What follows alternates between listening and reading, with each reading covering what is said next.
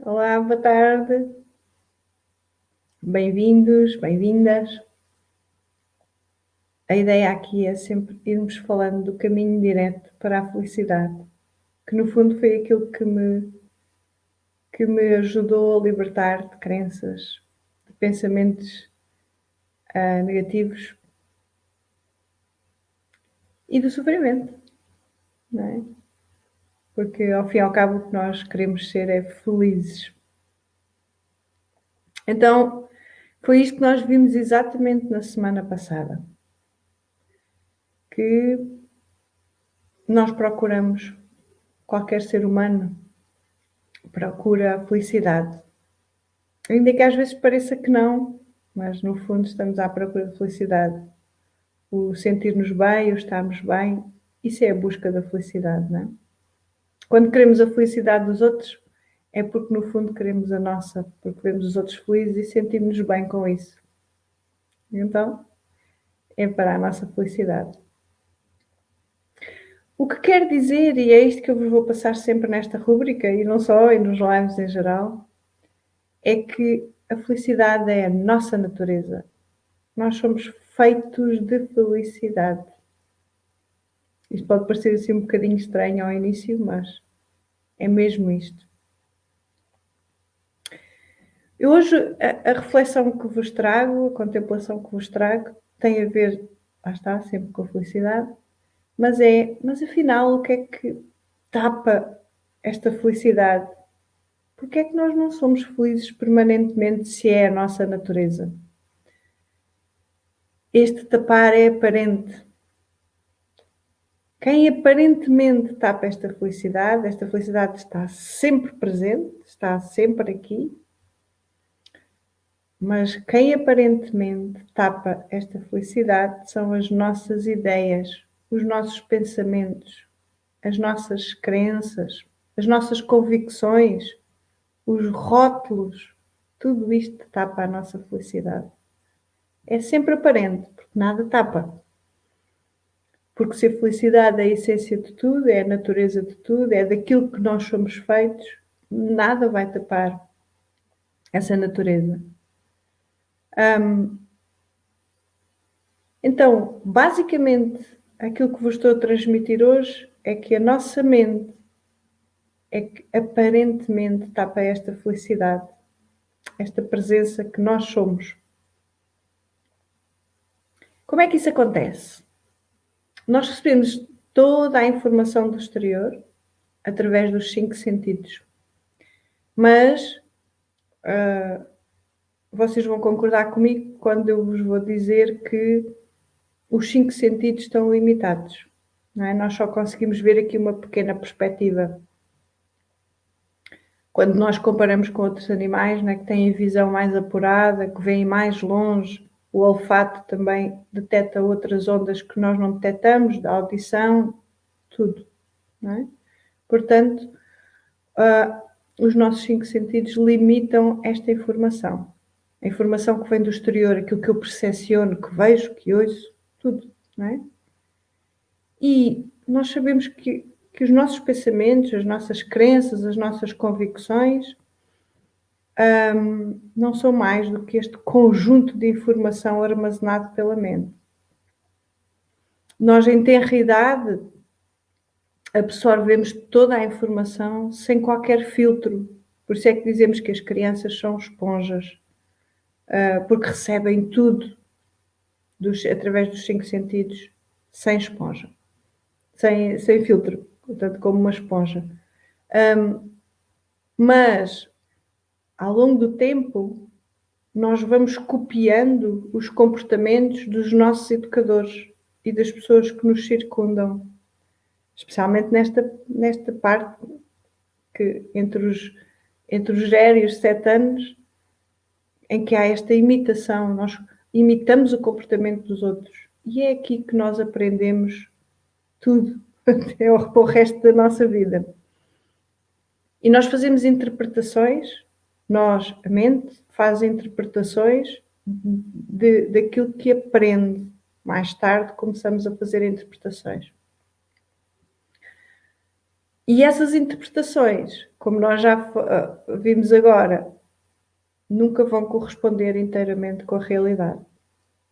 Estas interpretações é que nos geram os bloqueios emocionais.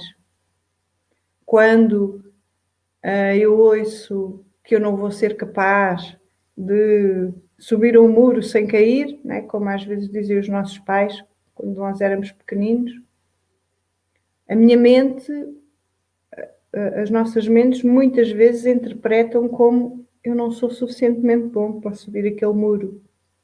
E esta crença limitadora vai ficar sempre marcada, vai ficar um registro na nossa mente. E é aqui que surgem as crenças. É aqui que surgem os bloqueios emocionais. E é aqui que surge uma sensação de limitação. A nossa mente gera uma sensação de limitação, porque de facto é. Nós ficamos limitados aos 5 sentidos e à própria interpretação da mente. E nesta situação é que eu estou sempre a partilhar convosco que a mente mente. Porque, efetivamente, reparem, se a informação foi... a informação, quando chega até nós, ela é duplamente filtrada, não é? Quer dizer que toda a informação que nós temos na nossa mente, todos os pensamentos, todos os sentimentos, todas as ideias, todas as convicções, todos os conceitos, sem exceção, estão limitados. Nós nunca conseguimos ver a perspectiva do todo, não é? Porque nós somos muito pequeninos. E vocês podem fazer este exercício, que é imaginarem-se, que é uma espécie de meditação que eu faço muitas vezes, imaginarem que estão a observar o vosso corpo, a sala onde estão, o concelho, ou, no meu caso, por exemplo, a aldeia, depois a cidade, depois o país, depois a Europa e por aí vai, até ficarmos num espaço. E nós vamos conseguir percepcionar a pequenez deste corpo e desta mente. E da insignificância de certas situações que por vezes nos prejudicam tanto, mas que não têm o seu verdadeiro significado. A mente atribui significados a eventos, às pessoas, a tudo. Então, é fundamental nós conseguirmos perceber isto. É fundamental nós começarmos a perceber que a mente mente sem exceção. Isto é o conhecimento mais revelador que nós temos, que nós conseguimos aceder se nos permitirmos. Porquê? Porque a mente condiciona-nos. Estas crenças que ficaram formadas, nós agora em fase adulta, temos crenças tão enraizadas e o mais prejudicial é que nem as colocamos em causa. Porque nós tomamos os nossos pensamentos como garantidos, as crenças, as convicções. Há coisas que nós nunca colocamos em causa. Mas quando há uma alerta para colocar isso em causa, nós começamos a questionar-nos. Voltam as dúvidas existenciais que desde tenra idade nos disseram para nos afastarmos. Mas estas dúvidas existenciais de onde eu venho, quem sou e para onde vou, são a prioridade da vida. Porque nós estamos assentes nesta sociedade, que é este o grande impacto, quando nós descobrimos que a mente mente. Agora pensem comigo, se a mente mente, a nossa sociedade está toda assente no que a mente humana pensa, as crenças da mente humana, de uma mente humana coletiva, digamos assim. E isto, não sei quanto a vocês, mas a mim ao início assustou-me imenso.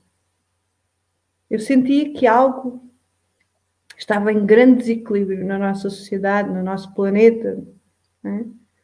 A forma como a nossa sociedade está implementada. E quando me caiu a ficha, quando eu percebi que a mente mentia e que não havia nada que fosse efetivamente verdadeiro, que nós estamos a viver um sonho, literalmente, um sonho da mente coletivo, fiquei assustada. Eu fiquei muito assustada. É? Porque lá está, tudo o que era um alicerce para mim na vida, os meus princípios, os meus valores, tudo, coisas criadas pela minha mente, eu comecei a colocar em causa. Não é? Fiquei sem porto seguro, fiquei sem ter onde me agarrar. E é isto que assusta as pessoas. E foi aí que eu percebi que é isto que assusta as pessoas. É isto que faz com que nós com que cada um de nós tenha dificuldade em sair de uma zona de desconforto. Porque nós ficamos assustados com o que virá. Se a mente mente, então afinal, perdão, onde e como é que eu vou viver a minha vida? Como é que eu vou desconstruir estas crenças? Como é que eu vou estar neste sonho permanentemente? Como é que eu começo a viver a verdade da vida? E é exatamente por nós vivermos esta ilusão, este sonho, que sentimos que sofremos, desde o pequenino desconforto, como uma pedra no sapato, mas que vai aumentando, vai sendo uma bola de neve até ficar uma grande pedra no sapato e nós já não aguentarmos mais. Por mais que o ser humano se adapte às circunstâncias da vida, o estar em desconforto, o sintoma de que eu não estou bem, de que há algo que não está em equilíbrio, que há algo para mudar. Então, esta insatisfação, este vazio, esta sensação de pequenez, de limitação, de vulnerabilidade que as pessoas sentem. E isto deve-se exatamente ao facto de a mente mentir. Nós acreditamos nesta vozinha interior que a mente gera. Esta sensação de vazio e de limitado que nós sentimos no dia a dia é o que nos provoca o tal sofrimento. E só quando quando cada um de nós começa a não estar satisfeito com a mentira da mente, nós começamos a perceber que vivemos numa prisão mental. Nós acreditamos nesta prisão e de repente, não é? Faz-se luz e nós começamos a ver a vida com outros olhos. Começamos a questionar. E se eu não achar que é fundamental para mim ter uma casa maior? O que é que acontece? E se eu não tiver medo de não conseguir? O que é que acontece? E se eu observar a minha raiva em vez de estar aliada e estar mergulhada na raiva e ficar cega? O que é que acontece? E se o pensamento que me boicota, se eu colocar em causa e desacreditá-lo, o que é que acontece? São estas questões que começam a levantar na nossa mente, é na mente, na mesma, e nós começamos a perceber que é super importante, que é fundamental e é prioritário eu estar atenta, em vez de estar em piloto automático como fomos educados e estamos habituados a estar, ou estar a maioria das vezes nesta perspectiva de limitação, de separação, de vazio, de insatisfação permanente e de busca no exterior, nós de repente começamos a sentir uma necessidade, uma urgência crucial de virar para dentro, constantemente, até Porque no fundo nós estamos à procura desta felicidade que falámos agora aqui ao início. E nós vamos estar constantemente. Aquilo que eu vos proponho hoje é: comecem a perceber a necessidade e a urgência de sair do piloto automático e de estar permanentemente em consciência. É isso que vai fazer com que vocês percebam que a felicidade está sempre aí. Vocês são felicidade, cada um de vocês é felicidade. E quando nós percebemos isso, nada nos vai abalar. No momento em que nós percebemos esta natureza que somos, nada nos vai abalar. Porque esta felicidade é plena. Não há vazio, não há limitação, não há sofrimento. Há só uma observação de uma atividade mental. Esta questão das crenças que nós temos é como se fosse um filme na nossa mente. É isto que a mente faz. Eu já passei para muitos de vocês, mas imaginem que vocês estão no vosso sofá a ver um filme, não é? E quando vocês estão identificados com alguma personagem desse filme, vocês ficam a viver aquele drama do filme. Sofrem quando a personagem sofre, estão alegres quando a personagem está alegre, mas novamente quando voltam a desligar o ecrã ou a televisão, vocês percebem que está tudo bem,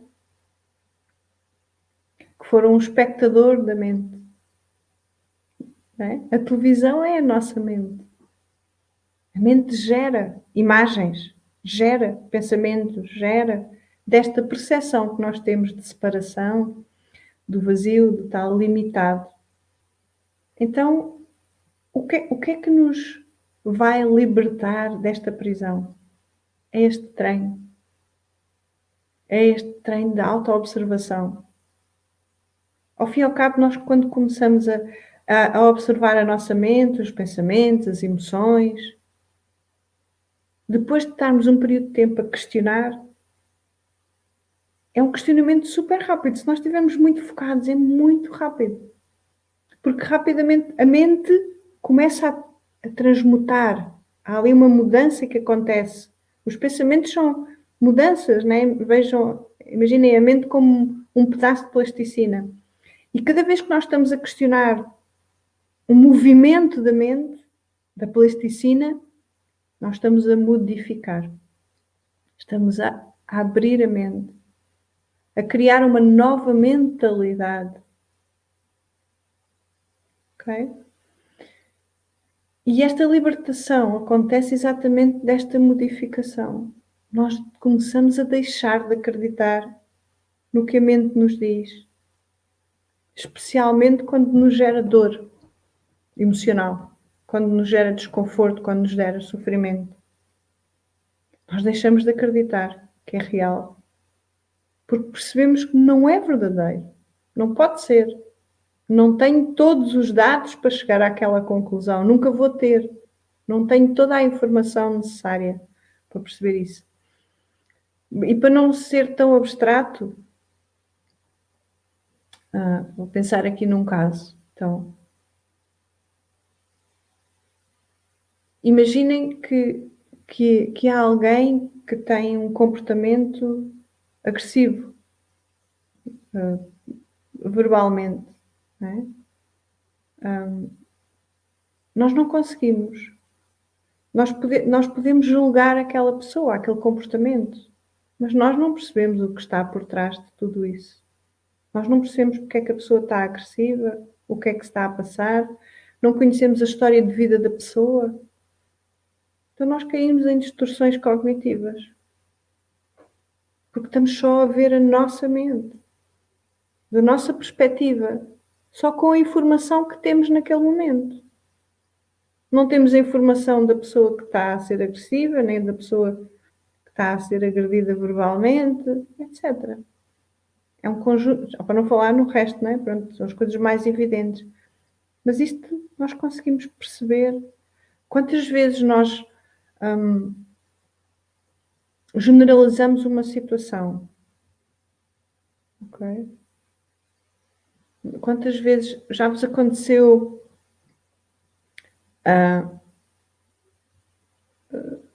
sei lá, aquelas brincadeiras que às vezes se diz, né, que as louras são burras. Isto é uma generalização. Né? Para já, o burro tem uma conotação negativa e, é meramente uma crença, é um conceito. Não é? Nós não temos forma de perceber o que é o ser burro ou não ser burro, neste caso, pronto, que se prende com a inteligência, aparentemente, não é? Mas a questão é que nós não conseguimos colocar num conceito só tudo aquilo que abarca, porque não há separação entre conceitos. É a mente que dá um significado. Ok?